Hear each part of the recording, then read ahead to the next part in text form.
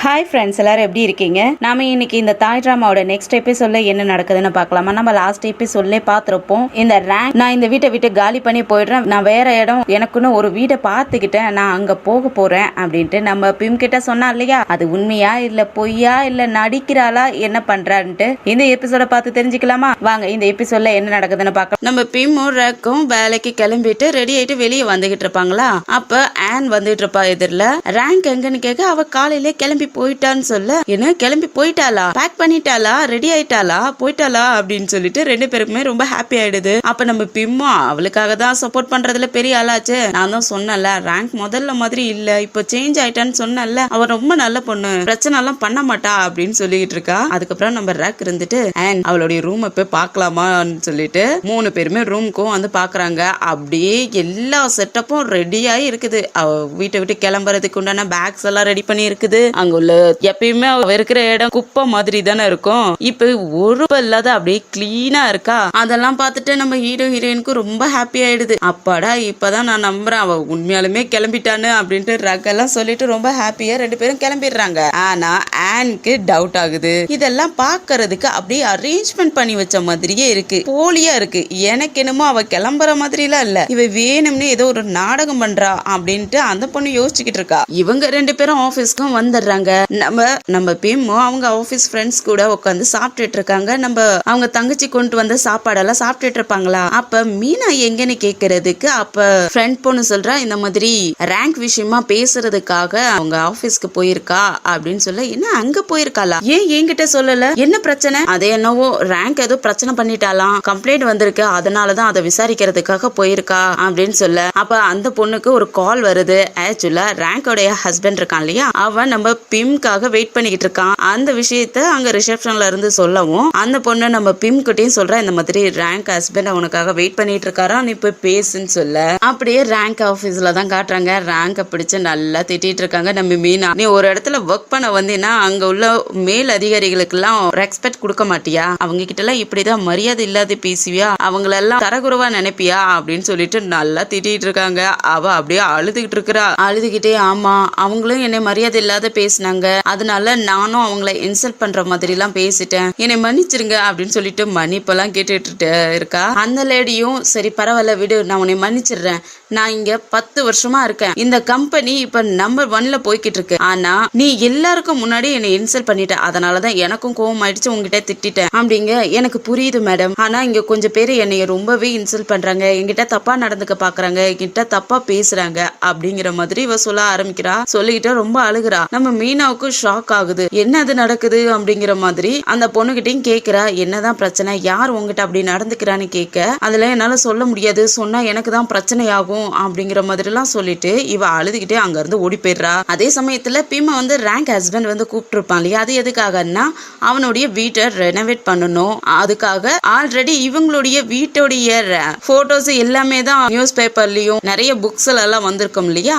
அதெல்லாம் பார்த்துட்டு தான் இவன் வந்து நம்ம பிம் கிட்டையும் கேட்குறான், இந்த மாதிரி உங்கள் வீட்டை நான் பார்க்கணும், இந்த மாதிரி ரெனோவேட் பண்ணணும், என்னுடைய வீடு இது, இந்த இடத்துல நாங்கள் ரெனோவேட் பண்ணணுங்கிறதுக்காக கேட்டுட்டு இருக்கேன் அப்படின்னு சொல்லி காட்டிக்கிட்டு இருக்கான். நம்ம பிம்மும் பார்த்துக்கிட்டு இருக்காங்க அதை எல்லாத்தையும்.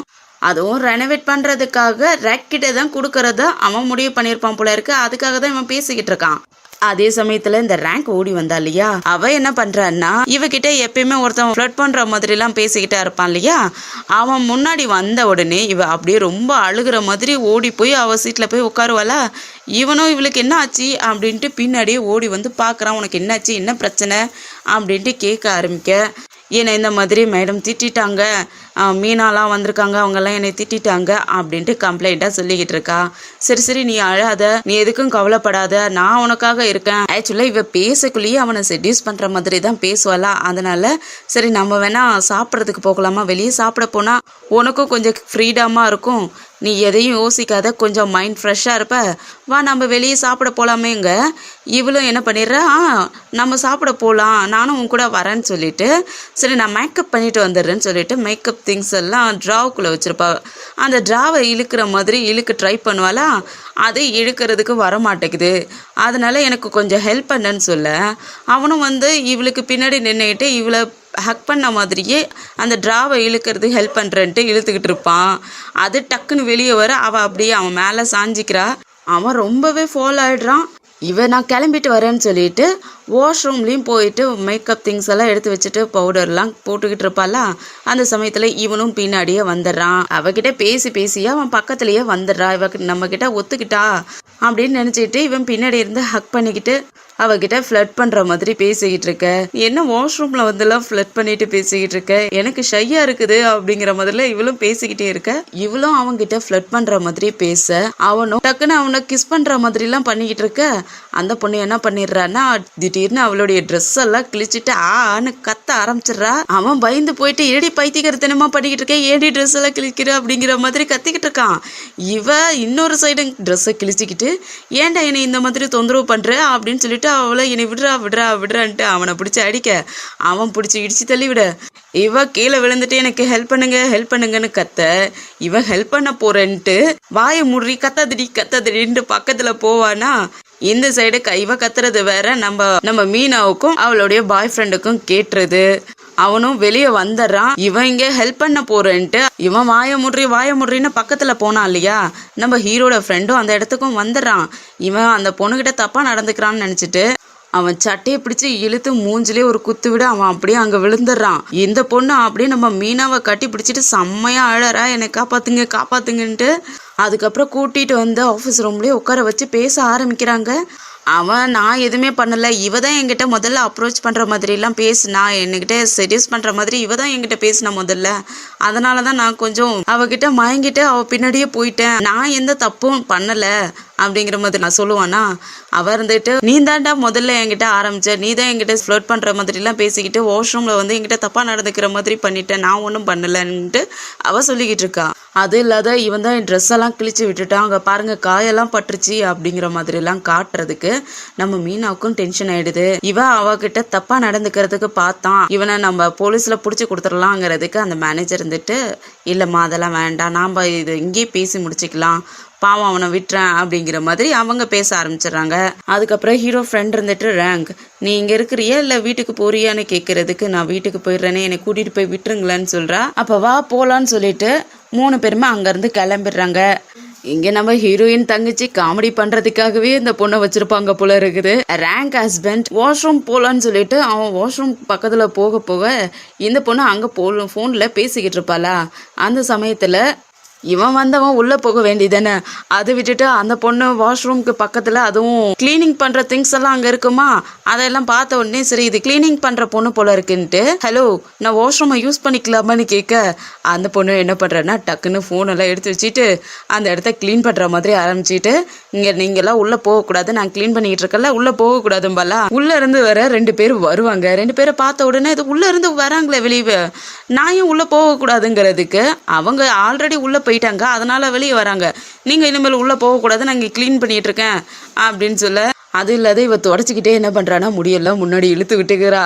அவன் இந்த பொண்ணு யாரா இருக்குன்னு குனிஞ்சு பார்த்துட்டு நல்லா பார்த்துறான். ஏய் நீ பிம் வீட்டில் ஒர்க் பண்ணிக்கிட்டு இருந்தியே ஹவுஸ் கீப்பர், அவ தானே நீ இங்கே என்ன பண்ணிக்கிட்டு இருக்க, இங்கேயும் ஒர்க் பண்ற அங்கேயும் ஒர்க் பண்றியா, அது இல்லாத உன் தலையில இருக்கிற கொண்டையை பார்த்தா நான் உன்னை ஆல்ரெடி பார்த்த மாதிரி இருக்கே, நீ அந்த வெயிட்ரஸ் பொண்ணு தானே, ஆக்சுவலாக நீ யாரு தான் பிம் வீட்லேயும் இருக்கிற இங்கேயும் இருக்கிற வெயிட்ரஸாகவும் ஒர்க் பண்ணுற, நீ யாரு அப்படின்னு கேட்டுட்டு இருக்கக்குள்ளேயே பின்னாடியே நம்ம பிம்மோடைய அந்த கே ஃப்ரெண்ட் இருக்கான் இல்லையா, அவன் அங்கே வந்துடுறான். அவன் இந்த பொண்ணு தொடச்சிக்கிட்டு இருக்கிறத பார்த்த உடனே ஏய் நீங்க என்ன பண்ணிக்கிட்டு இருக்க, எதுக்காக இங்க தொடச்சிக்கிட்டு இருக்க, உனக்கு என்ன இங்க வேலை, நீ என்ன கையில மாப்பெல்லாம் வச்சுட்டு இருக்க ஹவுஸ் கீப்பிங் மாதிரி அப்படின்னு கேட்டுட்டு இருக்க. அப்ப நம்ம ரேங்கோடைய ஹஸ்பண்டை திரும்பி பார்க்க அவனுக்கு தான் இவனை நல்லா தெரியும் இல்லையா, அதனால ஹாய் சொல்றான். இவனும் பார்த்துட்டு என்ன உங்களுக்கு தெரியுமான்னு கேட்கறதுக்கு தெரியுமே, அதான் அவ அன்னைக்கு உங்களுடைய வீடியோ கிளிப்பை காட்டினாலே நான் அதில் உங்களை பார்த்துருக்கேனே அப்படிங்க. என்ன வீடியோ கிளிப், என்னதை காட்டுனா இவ உங்களுக்கு, ஆக்சுவலாக இவ யாரு தான், இவ என்ன பண்ணிட்டு இருக்கா அப்படின்னு கேட்டுட்டு இருக்க. அந்த பொண்ணு இருந்துக்கிட்டு இல்லை சொல்லாத அப்படின்னு சொல்லிட்டு இருப்பாளா. அந்த சமயத்தில் நம்ம பீம் அங்கே வந்துடுறாங்க, நான் சொல்லுவேன்னு சொல்லிட்டு. அதுக்கப்புறம் 3 பேருமே ஒரு காஃபி ஷாப்லேயும் உட்காந்துட்டு பேச ஆரம்பிக்கிறாங்க.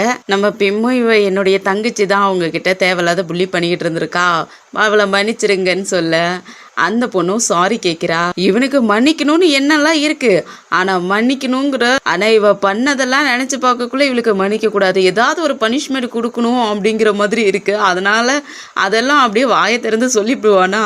நம்ம பிம்க்கும் அந்த பொண்ணுக்கும் ஒரு மாதிரி ஆயிடுது, என்னடா இவ்வளோ சொல்லியும் ஒரு புரிஞ்சிக்க மாட்டேங்கிறாரே அப்படிங்கிற மாதிரி. அதுக்கப்புறமும் நம்ம பிம் இருந்துட்டு இவ கொஞ்சம் பைத்தியம் மாதிரி கிரேசியாக தான் ஏதாவது ஒன்று பண்ணிக்கிட்டே இருப்பா, நீங்கள் அவளை கண்டுக்காதீங்க அப்படிங்கிறதுக்கு இந்த பொண்ணு பண்ணுறதால எனக்கு தலைவலியில் டேப்லெட் போடணும் போல இருக்குது. நான் இவளை எப்பெல்லாம் பார்க்குறேனோ எனக்கு தலைவலிக்க ஆரம்பிச்சிருது, ஏதாவது ஒரு பிரச்சனை பண்ணிக்கிட்டே இருக்கா. எனக்கு அப்படி எப்படி இருக்குன்னா வர கோவத்தில் என் முடியெல்லாம் அப்படியே நட்டிட்டு நிற்கிற மாதிரி அவ்வளோ கோவம் வருது, அவ்வளோ டென்ஷன் பண்ணிக்கிட்டு இருக்கா. எனக்கு ஒரு டேப்லெட் போட்டுட்டு கொஞ்சம் நேரம் ரெஸ்ட் எடுத்தால் தான் சரியாகும் அப்படிங்கிற மாதிரிலாம் சொல்லிட்டு இருக்கான். இவங்க 2 பேருக்கா ஒரு மாதிரி ஆகுது. எனக்கு இப்பயும் கூட அப்படிதான் இருக்கு. நான் கிளம்புறேன்னு சொல்லிட்டு அவனும் அங்கேருந்து கிளம்பிடுறான். அதுக்கப்புறம் நம்ம பிம்க்கும் கால் வந்துடுது நம்ம மீனா கிட்ட இருந்து. இந்த விஷயத்தை இந்த பொண்ணு கேட்டுட்டு அவன் பின்னாடியே ஓடி வந்து சண்டை போடவும் ஆரம்பிக்கிறா. இந்த மாதிரி உன்னுடைய எக்ஸால என்னுடைய அக்கா தான் ரொம்ப டார்ச்சர் அனுபவிக்கிறா, அவளுக்கு எங்கே போனாலும் பிரச்சனை, வீட்டில் இருந்தாலும் பிரச்சனை, ஆஃபீஸ்க்கு போனாலும் பிரச்சனை, எங்கே போனாலும் பிரச்சனையாகவே இருக்குங்க. அவன் பார்த்துட்டு ரேங்க் ஆஃபீஸ்க்கு போகிறாளா அப்படின்ட்டு ஆச்சரியமாக கேட்குறான். ஆமாம் ஆஃபீஸுக்கெலாம் போகிறா, ஆனால் டார்ச்சர் தான் தாங்க முடியல, எங்கே போனாலும் ஏதாவது ஒரு பிரச்சனையை கூட்டிகிட்டே இருக்கா. எங்கள் அக்கா போயிட்டு அந்த பிரச்சனையெல்லாம் சால்வ் பண்ண வேண்டியது தான் வேலையாக இருக்குது. நீங்களும் அவளை பார்க்க மாட்டிங்களா, உங்கள் எக்ஸுங்கிறதால அவளுக்குன்னு ஏதாவது கொஞ்சம் வீடு கீடு எதையாவது பார்த்து கொடுத்து அவளை வெளியே துரத்த வேண்டியதானே, எங்கள் வீட்டிலே இருந்துக்கிட்டு எங்களுக்கே பிரச்சனை கொடுத்துக்கிட்டு இருக்கா அப்படின்ட்டு புலம்பி தள்ளிக்கிட்டு இருக்கா. ரேக்கும் நம்ம பிம்மை கூட்டிகிட்டு போகிறதுக்காக அவளுடைய ஆஃபீஸ்க்கும் வந்துடுறான். கால் பண்ணி சொல்கிறான், இந்த மாதிரி நான் ஆஃபீஸ்க்கு கீழே தான் இருக்கேன், நீ வா நம்ம போகலான்னு சொல்லி கூப்பிட்றதுக்கு அந்த பொண்ணும் சொல்லிடுறா, இந்த மாதிரி ரேங்க்கு ப்ராப்ளம் ஆயிடுச்சு வான்னு சொல்லி கூப்பிட ரேக்கும் போய் நின்று பார்க்குறான். அந்த பொண்ணு அழுதுகிட்டே எல்லா விஷயத்தையும் சொல்கிறான். இந்த மாதிரி அவன் என்கிட்ட அட்வான்டேஜ் எடுத்துக்கிட்டான், எப்பயுமே இந்த மாதிரி தான் என்னை டார்ச்சர் பண்ணிக்கிட்டே இருப்பான், என்கிட்ட எப்போ பார்த்தாலும் சாப்பிட வரியா அப்படின்ட்டுலாம் தப்பாக பேச ஆரம்பிக்கிறான், என்னை ரொம்ப அசிங்கப்படுத்துகிறான் அப்படிங்கிற மாதிரிலாம் சொல்லிட்டு எனக்கு இப்போ வேலையும் இல்லை, என்கிட்ட பணமும் இல்லை, வீடும் இல்லை, ப்ளீஸ் ரபீம் என்னை விட்டுறாதீங்க, என்னை உங்கள் வீட்டை விட்டு துரத்தி விட்டுறாதீங்கன்னு சொல்லி கையெடுத்து கும்பிட்டு கேட்டுக்கிட்டு இருக்கிறா. அதோட தான் இந்த எபிசோடு முடியுது. இவ பண்ணுற ஆக்டிங்க்கெல்லாம் நம்ம ரேக்கும் பிம்மும் அப்படியே இறங்கி போய்டுறாங்க. இவ அத்தனையுமே ஆக்டிங் தான் பண்ணுறா, இது நமக்கு நல்லாவே தெரியுது. ஆனால் பிம்க்கும் ரேக்கும் எப்போ தான் தெரிய போகுது, இந்த ரேங்கை எப்போ தான் இந்த வீட்டை விட்டு காலி பண்ண போகிறான் ரேக். இப்போ அவளுக்கு இருந்த ஒரு வேலையும் இல்லை, இனிமேல் அவள் வீட்டை விட்டு வெளியே போகிறதுக்கு வாய்ப்பே இல்லை.